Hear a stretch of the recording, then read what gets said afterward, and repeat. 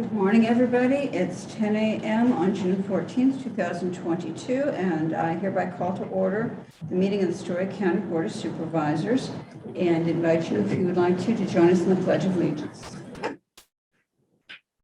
Pledge allegiance to the flag of the United States of America and to the republic for which it stands, one nation, under God, indivisible, with liberty and justice for all. Thank you, everybody. Chairperson Latifah Faisal is out in Washington, D.C. again. She's at the National Association of Counties meeting, and she will not be able to Zoom in today. She did last week, but she might be on with us today. I would entertain a motion for adoption of the agenda. So moved. And I second. Hens? Aye. Merkin, aye. Agenda is approved. Next, we have public comment number 1. This comment period is for the public to address topics that are on today's agenda. If you are in the room here and have something you'd like to say, you could come up front to this table. If you're on Zoom and you would like to address us, please hit *9 to unmute yourself. Is there anybody who would like to make a public comment? Seeing no one, I will close public comment number 1, and we'll go on to agency reports. First, we have Brooke Ramsey with HRDA. And she's here with us. Hi. Good morning. It's nice to see everyone again. Yeah, it's good to see you. It's been a while. I was expecting you to be on Zoom when you came in. I went, oh, okay. I heard that from everyone this morning. So we had sent some information over, which I believe is in your packet, that just is a little bit of a highlight from what we've done so far the fiscal year. We have over 500 individual unique riders here in Story County. Those riders age and range from 19 to 103. 16% of those individuals are over the age of 60, and 34% of them have some form of disability. Now, they could be both. They could be over the age of 60 and have a disability. What percent is that? 34%? 34%. Yes. Yep. We had, I know in Transit World, we always like to talk about statistics and numbers. So we drove over 130,000 miles in Story County so far this year and provided over 10,000 hours of service. And this form I filled out, let's see, last week. So we've done some more trips than that, but over 18,000 trips in Story County so far this year. So that's just kind of give you an idea of some statistics that we have. We still have, I would say, a decrease in demand from where we were pre-COVID numbers. And we're obviously experiencing a driver shortage like you hear about is nationwide with all the school districts and every industry. Public transportation is not immune to that. SciRide is struggling with it. Transit systems across the state are challenged to find driver staff. Had increased costs, everything you can imagine. Fuel, probably not surprising from what the county has to have fuel. I'm sure you see that in your own budget and hear from everyone else. And then just a couple of updates. We were just recently awarded phase 2 of our it's called the ITS for US project. We call it our Health Connector. We are piloting that in partnership with the Dallas County Health Department, but the goal is once we get through the 3 phases and have that finalized, we will make that a regional option. So just to give you a little bit of information, we are trying to create a technology that will help people schedule their healthcare and their transportation at the same time. That would benefit both the healthcare systems from having missed appointments due to lack of transportation, but it would also help HRDA because it would ensure that people are scheduling their transportation ahead. And we've built into the plan that there will be an option for third party as well. So if HRDA can't accommodate the trip, we would have a process to roll over to other network providers. For example, we might partner with like RSVP for volunteer networks, or even, private entities like Taxi and things like that. So And it's called Health Connector. That's what our particular project is called, is the Health Connector. However, the program itself is called ITS for US. That stands for Intelligent Transportation Systems for the United States. And that's a program within the US DOT. And you're getting federal funds for that. Correct. Yep. The first phase was funded at 100% federal funds. The second and third phases are funded at 80%.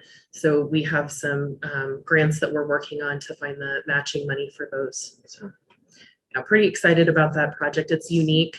When they rolled that out in the notice of funding opportunity out in 2020, and we originally applied, we were one of 5 sites across the country that was selected for a program, and only 4 of the 5 were allowed to move forward with the next phases. So let's back up a second. You said you're starting it, you're piloting it in one county?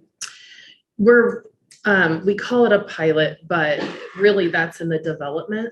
So this last, I would say almost 18 months was what they call a conceptual phase. And we developed 14 different documents that kind of lay the foundation if other transit systems across the country want to know how to do this. So the US DOT is funding projects like this and requiring them to be open source so that they can be replicable across the country. So for example, if there's a transit system in Okoboji that maybe wants to replicate what we're doing on this project, they'll have all of the documentation and be able to do that. Okay, so as a pilot, but you will do it throughout all the Herta counties? Yes, once we have it up and running, the technology up and running, we will make it a regional project. Yeah. And do you have a deadline for that or a goal you're shooting for? Yeah, it's a very structured program at the US DOT. We just completed phase 1 and our board just on, I think the 8th, signed the agreement for the next 2 phases. So we're having a kickoff call next week, I believe, to get the second phase going. And that phase can take up to 24 months. And then the third phase can take up to 18. So you're talking about 4 years? Potentially. And because you were awarded phase 2, you automatically then got phase 3. Correct. It was a phase 2 and 3 award. So not tomorrow. Not tomorrow. but it's amazing. Yeah. The idea of being able to do this is, I mean, as we all know, when we have to put together one appointment, one event, whatever, and have to go 3 separate places, 2 or 3 separate places to get it all done. This will be very useful. Yeah, we've done some public webinars, and that's one thing that we really have tried to explain to people, whether it's stakeholders or the public, is through the process. Our goal is to, and I apologize, I don't have this in the packet, but there's an image that shows exactly that, a person in the center and all of the services around them and how they have to make all these individual phone calls and take all these steps to get the transportation that they need and the healthcare that they need. So really what we're looking at is making this a person-centric model where the person can utilize technology to do these things for them, and they're not taking so many steps and trying to maneuver through so many different hoops to get the care that they need. So somebody who doesn't have a lot of resources is going to university hospitals right now. What are their options? Are there any options through you, or do they have to go to RSVP if they're from Story County? Do you know? We haven't had a lot of requests to go to Iowa City in the last probably 2 years. I think we've seen an increase in like telehealth type appointments. And so we just haven't had the request, but with our driver staffing, we don't have the resources to do the trips to Iowa City right now. We're struggling to meet the need here just within the county. We've been bringing drivers today we have a driver in Story County that's actually from Dallas County. And on a regular basis, we're bringing at least 2 drivers a day over from Boone County. And we've started bringing one in from Jasper County as well. So have you had to deny services because you haven't had drivers, or have you just been able to shuffle people around and make it work? We have had instances of trips that we couldn't accommodate. It's definitely been challenging. And I think you have, if I recall, you have a requirement if they're DAR dial ride, that kind of gets the priority with your drivers. Yeah, so with fixed route service, there's through the Americans with Disabilities Act, there's a mandate that paratransit has to be provided. They call it complimentary, not as in free, but as in similar to. I just like to clarify that because it's confusing. And through that, they are guaranteed a ride. And what we saw transition, and I know that some people may recall this, but when you're not in transportation and as supervisors, I know you definitely are on a lot of boards and you hear a lot of things. So just as a refresher, some information came about through the FTA down to the state DOTs, where there were concerns about how transit systems were using what they call non-urbanized funding, which is 5311 funding. And so in populations that have 50,000 people or more, they use 5307 funding. It's just the number that's associated with the federal funds. So we transitioned some of the Ames residents that were using HERDA service and riding on HERDA's funding over to SciRide's paratransit program, those that qualified. And so now we have record enrollment of people that we absolutely are required federally to provide those rides because we contract SciRide's paratransit program. So it's record enrollment for us. So a good thing, but it's got its own. Yeah. And I would say for disclosure, I just serve on the HERDA board. Mhm. And so certainly aware of the driver challenges and certainly trying. We've had discussions of innovative ways to kind of increase that. Just looking at what else can we do. I just received some information from Brooke that I had requested, haven't even had a chance to really look at. To digest that it. or what, yeah, and then to follow up with her with other questions and figure out what else can potentially be done to address the transportation needs in Story County. And Julia had kind of started a conversation, I would say about a year ago now, with our national association about utilizing nonviolent offenders to recruit for driving positions and to try and train them to obtain a CDL while they were incarcerated, which would help do two things. It would help staff all types of driving positions in the country right now that are needed. But it would also help reduce recidivism rates. So she's taken some steps there. She's tried working through the Department of Corrections here and also the Iowa DOT.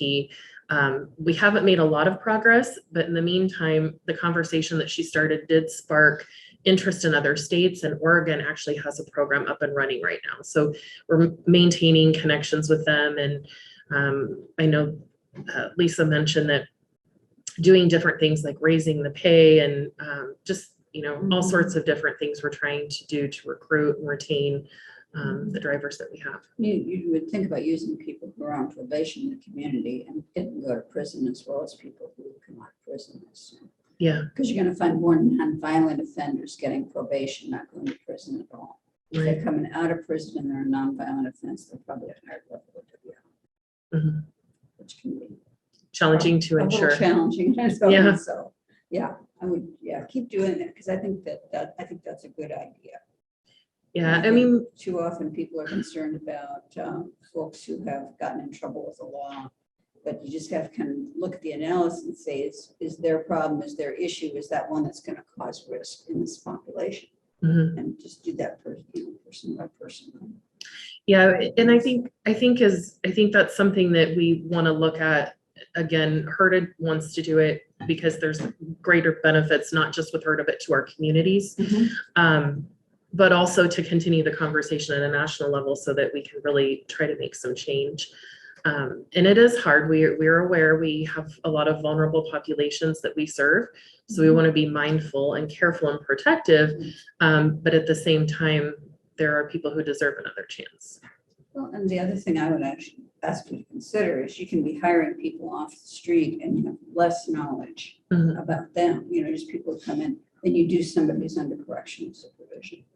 Because you can get a lot more background information, which should help allay some of those fears. Yeah. Good for budget working on that. So Another update, I guess, and probably the final one I'll provide is that we are making a change to the software that we've used. We've been a longtime user of a software called Route Match. It was kind of the Cadillac of softwares when it was developed, and over time, newer things have been created. So we'll be making a change. We thought that would be implemented in August, but it looks like that will actually go into place in September because it's newer, it has more flexibility. It won't take as much of our staff time to run through the process of all of the manual scheduling and inner workings of how that trip actually takes place. In our system now, currently, our employees have to do 19 different things from start to finish to get people their trip.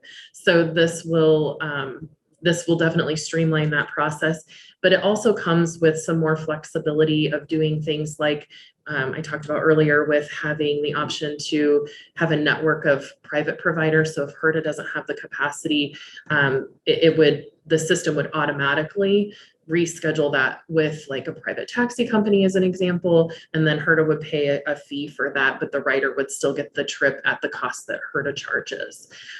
There's also, it's called mobility on demand is kind of the industry nickname for it, but more spontaneous travel. So for example, I need toilet paper. Let's think of COVID and toilet paper.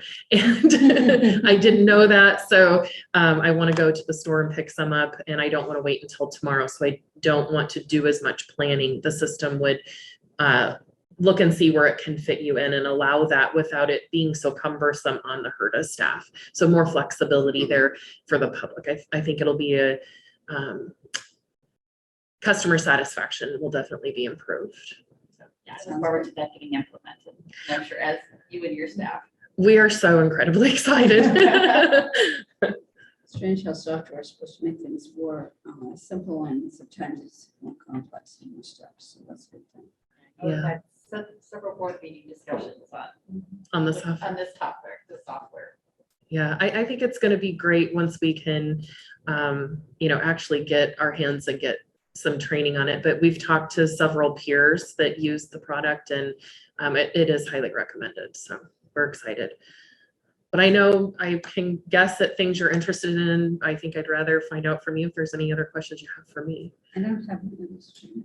I don't. Like I said, I had requested some information on ridership and denials. And I know you sent that to me, and I just haven't had the chance to look through it. So I'm sure I'll have some follow-up questions. Okay. Thank you. Thanks. Thanks for visiting today. Well, thanks for having me. And Good it's to see you in person. Yes, Thanks for, and I'm really excited about the self connector. me too. Yeah, it's great. Okay, next we have All Aboard for Kids. And a report, Lisa. Shamaka? I don't know. Lisa, are you with us? Yeah, it's getting There we go.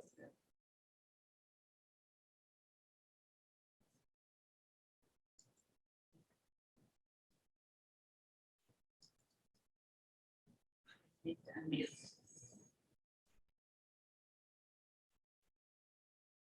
She missed it. Lisa, it looks like you're still muted. Can you unmute?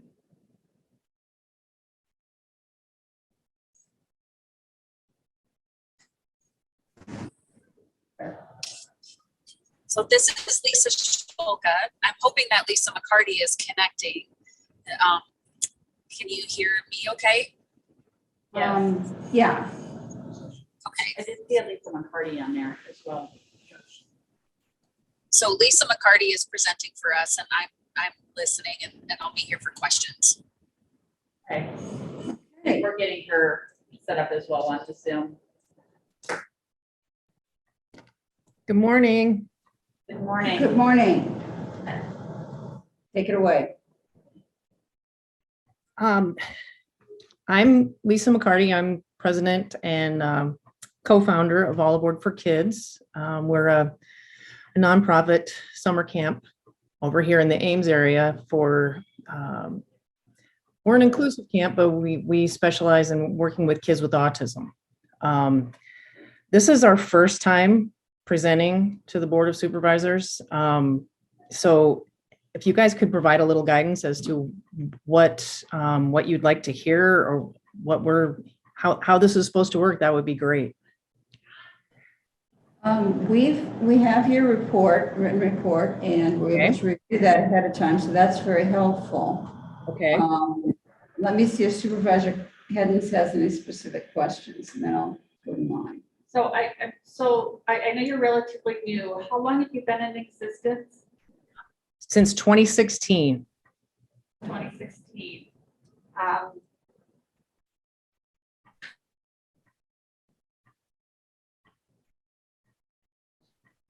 And I'm sorry, I'm just kind of re-looking at your participants. So it looks like you have about 17 participants per year that you do, and you have both Story County and then ones that are, they're still Story County, but they're outside of Ames.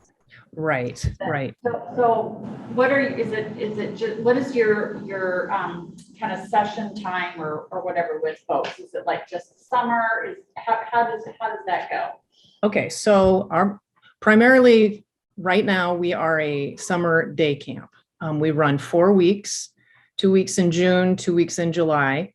When we started our program, my husband and I, our goal was to provide these summer activities for kids with autism, but also provide a break for the families, a break for the caregivers, and to have it be an inclusive camp and have a place where siblings could come too. And that's kind of where the Story County funding came in. We became an asset agency, and we get funded by City of Ames, United Way, and Story County, which was great when we had those non-disabled participants. But kind of as our camp has grown, more of our specialty and our niche is those kids with autism. And every year we have fewer and fewer typically developing peers in there. So every year we can use less and less of that Story County funding. Lisa and I are running this and learning as we go. But we really, don't want to leave that Story County funding on the table. And we're looking for some guidance as to how we can use that funding, and if we have any options. Have you talked to the asset admin team about this? We have. Nobody has any good answers. They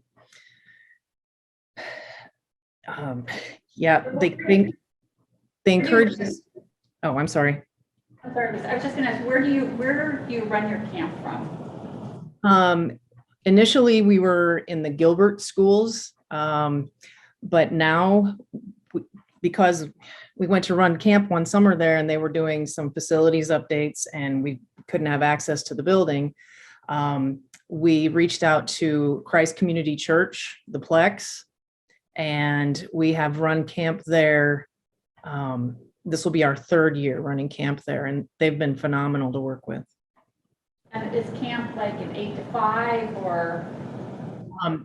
We run 8:30 to 12:30 in the mornings. And this summer we are launching an afternoon workshop, kind of a adult readiness, workplace readiness workshop. And because it's the first summer for that, we're kind of just dipping our toes in. We've invited some of our morning, our teenagers from our morning program, our STEAM Academy, to participate in that. And so that will run Monday through Thursday, the same weeks that camp is in session, for 2 hours in the afternoon. And we're going to work with those kids on kind of adult readiness 101 stuff, learning to use public transportation, going to the library, soft skills, interacting, learning how to shake hands and greet people, going to the grocery store, menu planning, meal planning, just some different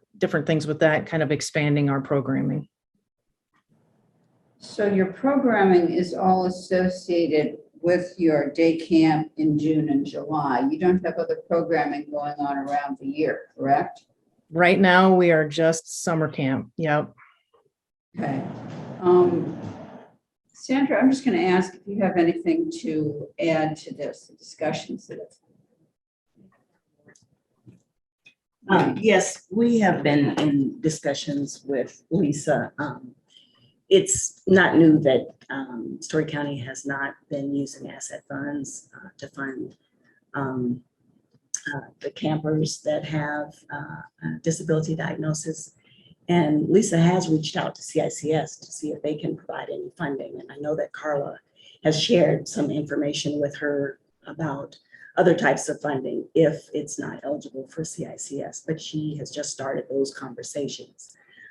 In this particular year, I think she realized that of the, I think 30 some campers, that one of them did not have a diagnosis and would be eligible for the Story County funding, yet that camper did not live in Story County.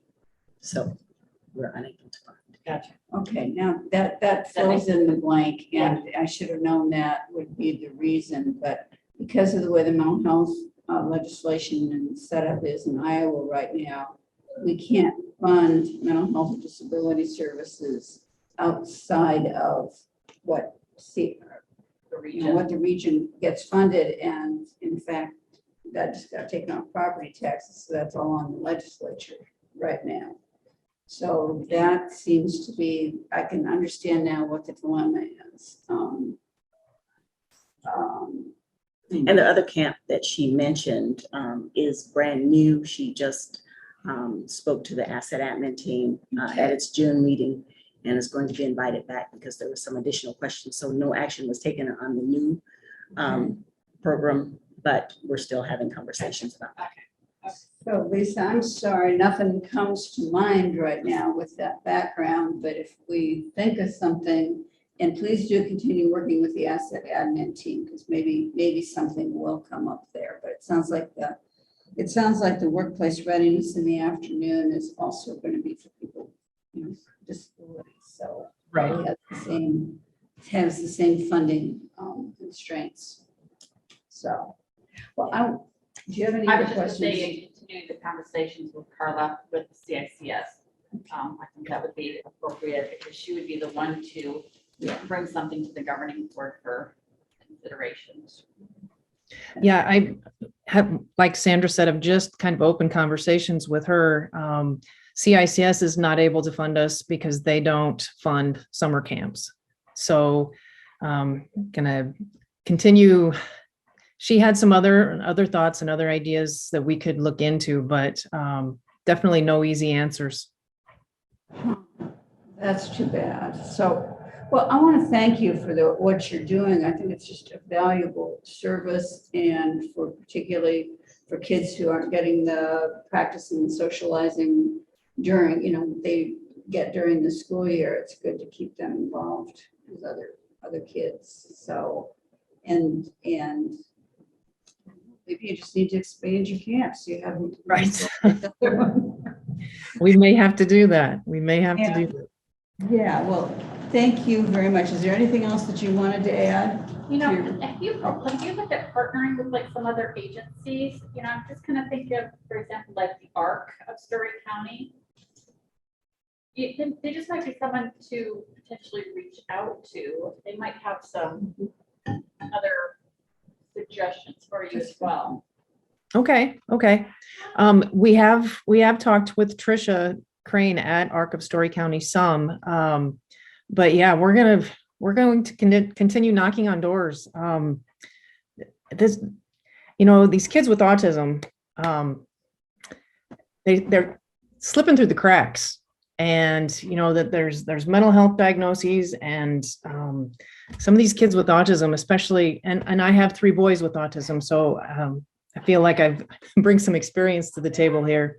Even the services for the kids with autism are really diverse, and a lot for the higher functioning kids, but those kids with behavior issues or the more challenging behaviors, they're getting left behind. So we're gonna keep working, keep knocking on doors, and see what we can find and put together for these kids. Thank you so much for all of your work, and if we can figure something out, that would be great. Keep talking with folks, okay? All right, all right. Thank you so much. Good day. Bye. Next, we have another report from the agency, Able Up Iowa, Anna Magnuson. Do we have Anna? Yep. Okay.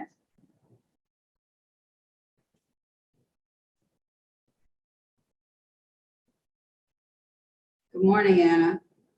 You're You're muted, Anna. muted. Good morning.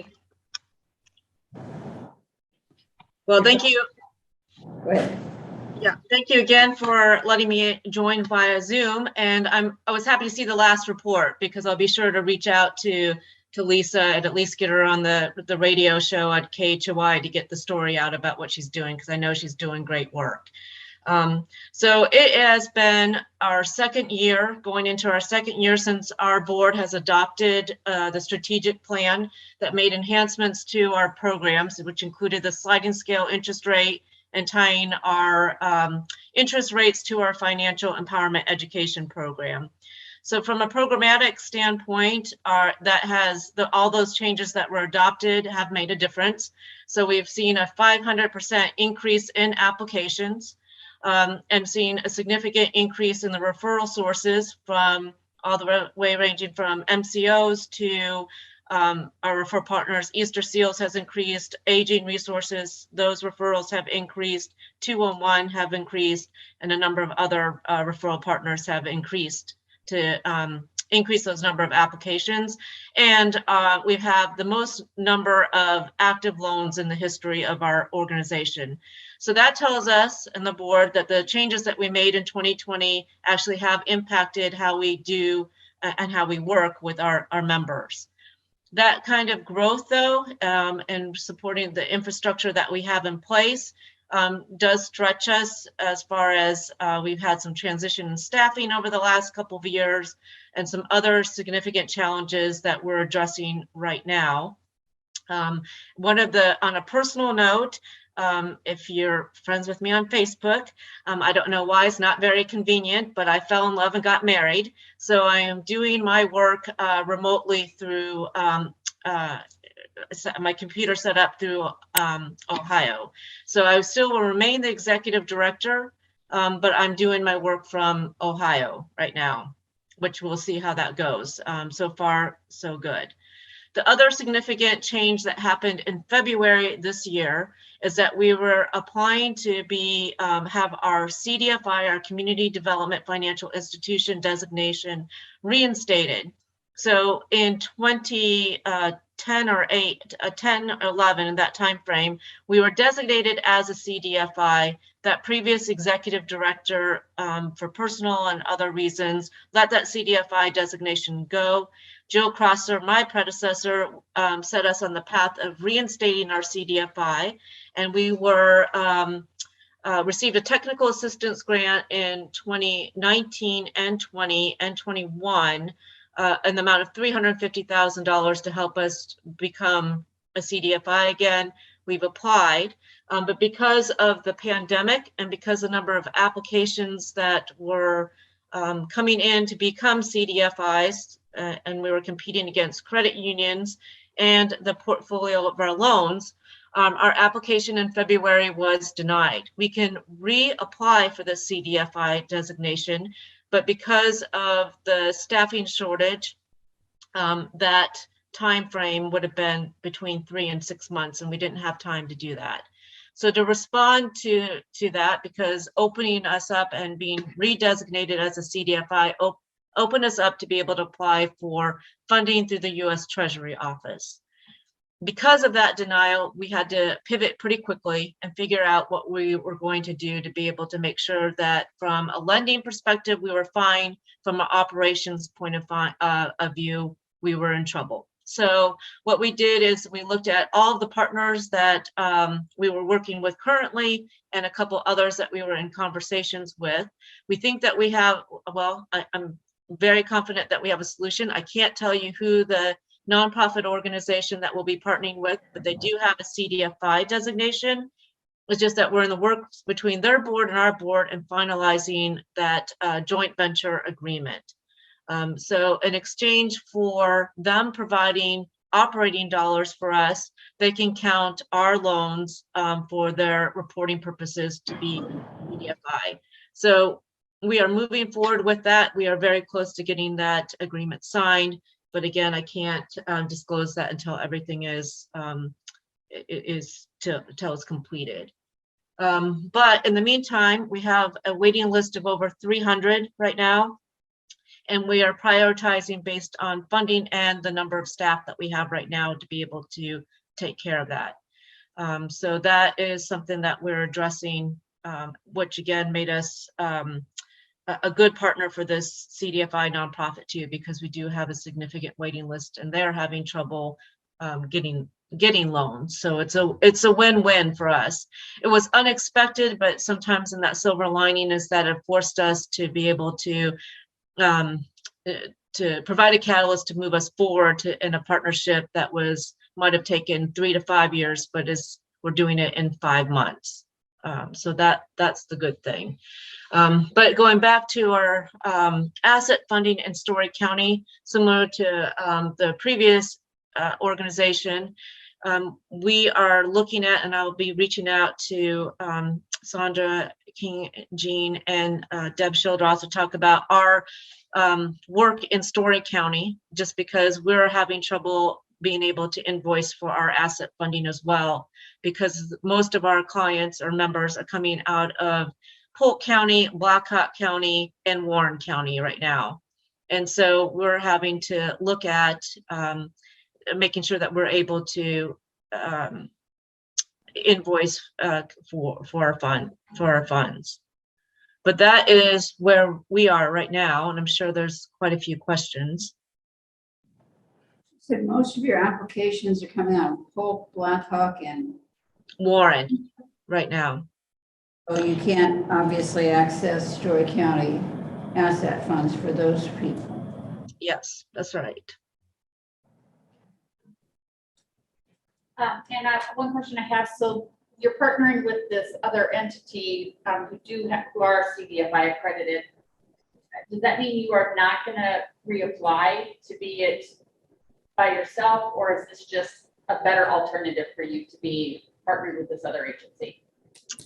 So at this point, it's just like focusing all of the energy on this partnership, because if it works, it won't be necessary for us to apply for our CDFI again. The consultant that was helping us, so when we went through the application process, he had said if we did not get our CDFI redesignated to us, that he would quit his job. That's how strong he felt our application was. So I didn't hold them to that when we didn't get our CDFI designation. But what that tells me is that there's such a competition right now, it makes sense. And as all nonprofits looking at how do we work together and collaborate, this might be the best way to do that, where we will retain our separate 501c3 status, but be able to figure out how do we work together, and maybe even in 2 to 3 years look at some other ways that we can even cement that partnership even more so. I'm not sure, but right now I'm just looking at how do we work together, what the culture. We use the same database for our loan software, which is good. So some of the similarities, even when we started the discussion about a year ago, it just made sense for us to figure out to partner, even if it wasn't a formal partnership. But because of our circumstances with that CDFI designation, it made even more sense to be able to figure out how do we do this together. That's a long-winded answer to say I'm not sure. I'm not sure if it's the good timing for us to apply for our CDFI at this point, of just figure this partnership out first. On our consent agenda, we have a contract with you for FY23. Yes. So even with partnering with this other agency, you've determined, the asset team has determined they would be, does the funding still come to you and you just turn up, but they've determined that this would work for 23. Yes. Yep. So then it's again looking and focusing our attention on marketing and being able to make sure that we continue the partnerships within Story County to make sure that we've are able to serve the citizens in Story County. It's just that our attention has been divided because of that recent development, the increase of our waiting list from 50 to 300 has certainly put a burden on our team. And then just the number of applications and then the staffing turnover. I don't know, maybe you can't answer this question. The agency that you're partnering with, is it in Iowa? Oh, yes. And they serve, they're a statewide organization that serve all 99 counties, as do we. Okay. And I mean, you might be able to guess because it's Story County and it's small. They are located in Story County. Thank you. In fact, they're your neighbor, hint, hint. Okay. Okay, thank you, Anna. Yeah. I don't have any other questions right now. Well, it sounds like you've got a good solution on the way, and then you can turn back to marketing and make sure that people are aware of the service, so we get the money used appropriately. That sounds Yes. okay. Thank you. Thank you for your report, Anna, and congratulations to you. Yeah. Thank you very much. Congratulations on your good news. Thank you. Okay.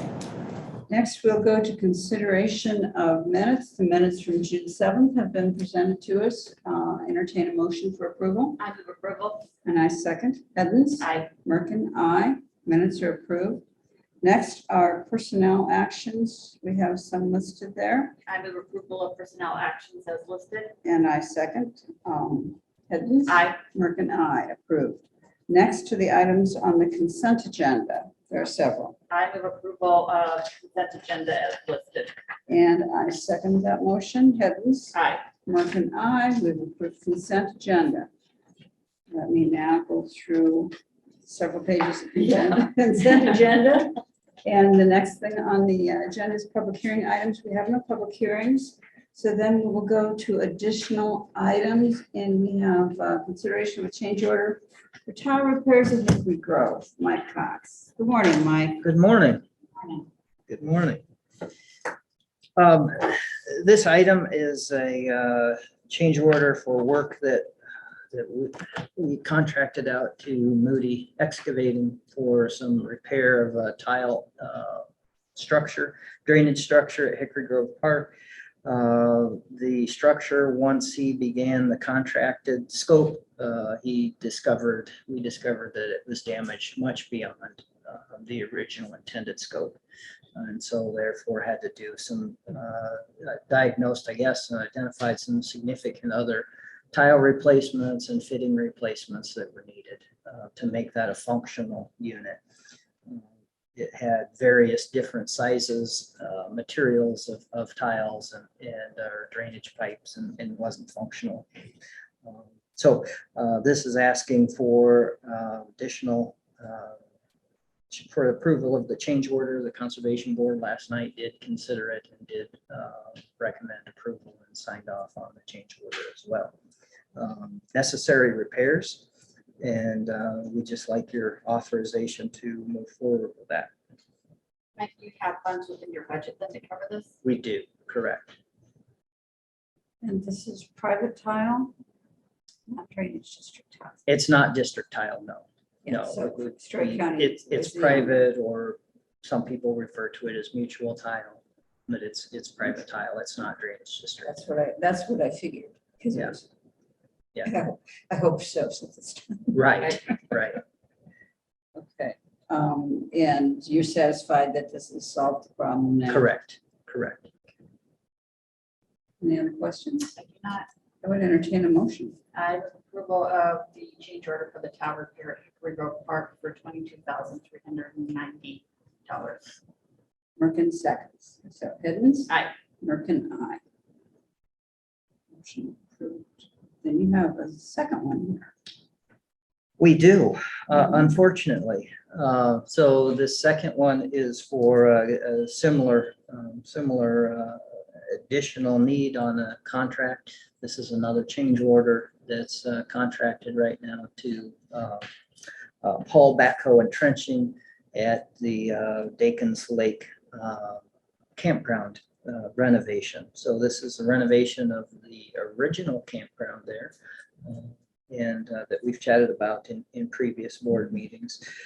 This is the addition of some material and labor to put, if you will, some, I guess we refer to them as bulb outs, but kind of extension pods, gravel pods, pads onto the camping pad for fire pits and lawn chairs, et cetera, so we don't damage grass.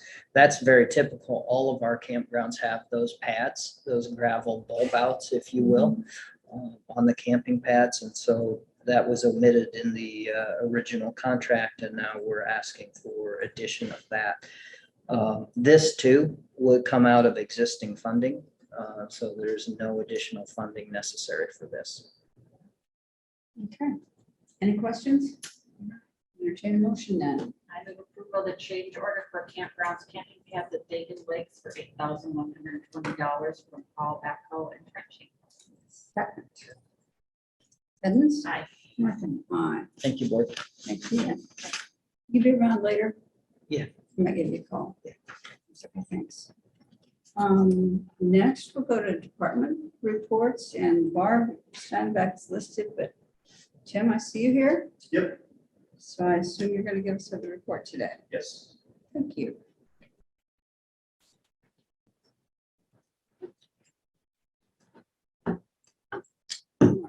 Morning. Morning. Hi. Current projects, we have website training with Civic Plus this Thursday. I know Barb's got a list of people that are going through that. I think in the morning they're going to cover Document Center and then page edits, kind of just some basic usage. It's been years since we've had any formal training for that. And we've got a lot of new employees that are going to get up to speed on that. I think with Kyle gone, he was the only one that actually had training in IT that's still here. So I'm going to be attending as well. So I'm excited for that.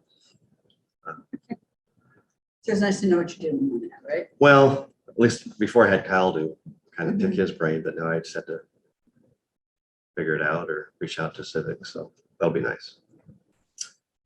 Internet Explorer is going away. I don't know if anybody's run into any issues with that, but officially, I think June 15th is Microsoft's cutoff. They will remove it. We've been removing it by department for the past month or so because there's some applications that still used it.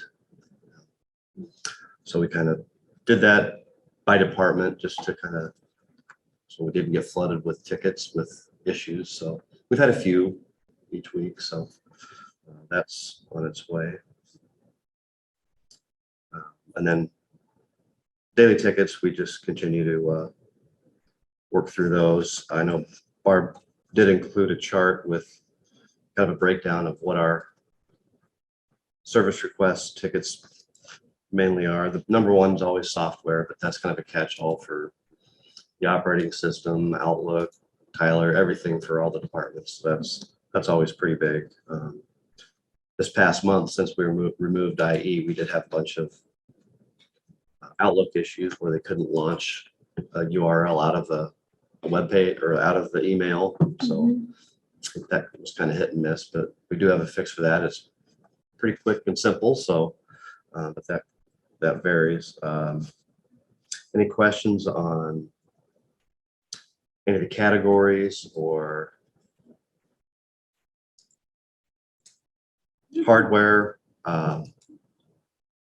That can include copiers and printers. So that did kind of spike up as we transitioned through the new Marco copier and printer deployment. So account management, that'll include password changes, new employees, and then terminated employees. So that's that.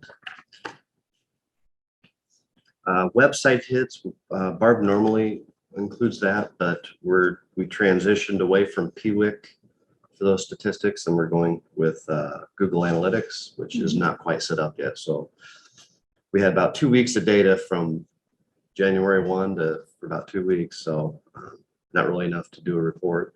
The analytics for Google hasn't set up yet. So next quarter, we should have that data available. So projects completed last quarter, the managed print solution, all the printers and copiers are now deployed, set up, and I believe they're functioning.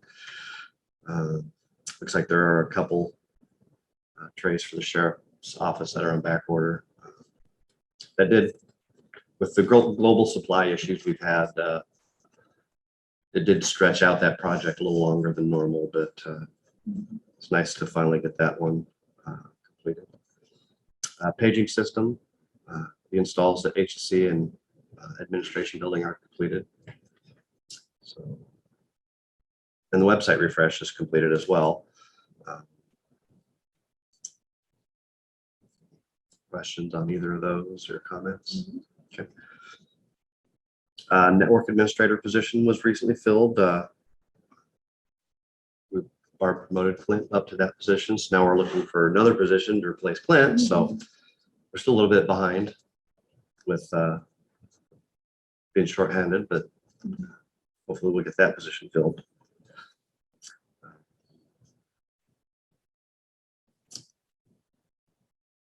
FBI audit was completed. We did well, and we have not received the final report, but that should be coming anytime. The audio visual update for the boardroom for the cameras. We have been receiving some parts. Those same with the supply issues with that. I've got probably 3 partial invoices down there that we can't pay yet just because we're missing parts. So hopefully we'll get that everything in so we can get that started and done. And we're currently in the process of migrating community services over to CICS, kind of dividing up that space there. I know Clint's going to be going over later today and finish up. I think some of the offices are moving and facilities moved desks and stuff yesterday. So finish computer and phone hookups and stuff today, fax machines and everything. So that's in the process. Hopefully we can keep that transition as smooth as possible.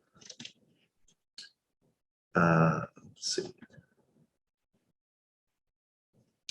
Courtroom renovations over at the Justice Center to improve county attorney evidence presentations. Kind of setting up, I think, audiovisual type displays and stuff for that. So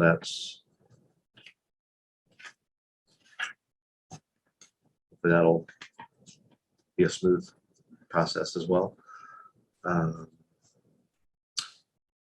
think Barb's chairing the paging policy to put up some type of paging policy for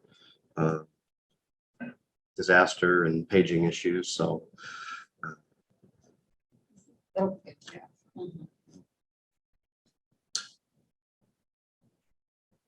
and then this next FY, we'll be getting new phones. So I think the old phones are probably 8 years plus. Have been dying gradually every quarter. We had to replace phones. I think we had to get some off eBay to get us by. Just have a tendency to die. So that'll be nice to get new phones in, similar. It shouldn't be too much of a learning process for the new phones. You're anticipating the phone calls right now. I can tell. Well, that's what we kind of do, those projects in stages, so don't get ambushed with a bunch of stuff. She did include a chart for email volume. Kind of gives you a breakdown of how many thousands of emails we get internally and externally.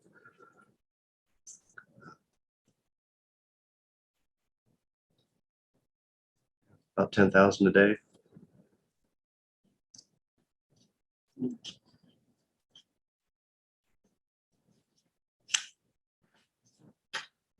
Stay in my inbox right now. And there are quite a few blocked too, so I think We had looked one time, just spot checked, and there was about 16,000 blocked for 1 week. So that helps. Any questions? Okay, Thank you. thank you for joining us today. Excuse me a second. Back to the agenda, okay. Next is other reports. We have none listed. Upcoming agenda items. Do you have any? I do not either. So we'll go on to public comment number 2, comments from the public on items not on the agenda. Board may not take any action on the comments due to the requirements of the Open Meetings Law, but could do so in the future. So I'll open up public comment session number 2. Is there anybody in the meeting room or anybody on Zoom who would like to make a public comment? If so, come to the front of the room to the table here if you're in the room, or press star 9. Seeing no one, I'll close public comment number 2. And we'll go on to liaison assignments, committee meeting updates, and announcements from the supervisors. Supervisor. Yep, so I have, I'll be giving a tour this afternoon to some of the departments just to be walked through. We have president from the local Rotary from Tanzania that is visiting, and I got asked yesterday if I would give them a little tour of our building and tell them what we do here for local government. So they're going to be coming through around 12:30 this afternoon. Have canvas this afternoon from the election, the primary election. In the office tomorrow. I do have a appointment tomorrow morning at 9, but otherwise I'll be in the office. Thursday, I have aging resources. I have both the audit and finance subcommittee meeting and then the aging resources, our regular board meeting. And then I have a constituent meeting in the afternoon. Friday, I have the AEDC board meeting, and then I have session 3 of the Judiciary and Mental Health Summit that I'm on. Saturday, I plan to attend the Juneteenth celebration in Ames. And then Monday, I have a community health meeting in the morning. Okay. And I'll be here today for the canvass of the primary election and here all day tomorrow. I'll be off on some personal business Thursday and Friday. Hope to attend part of Juneteenth on Saturday. And then Monday, we have a watershed assessment working group meeting in the afternoon. So that's what I've got coming up there this week. Is there anything else? Second, Evans? Aye. Merkin, aye. We're adjourned. Thank you, everybody.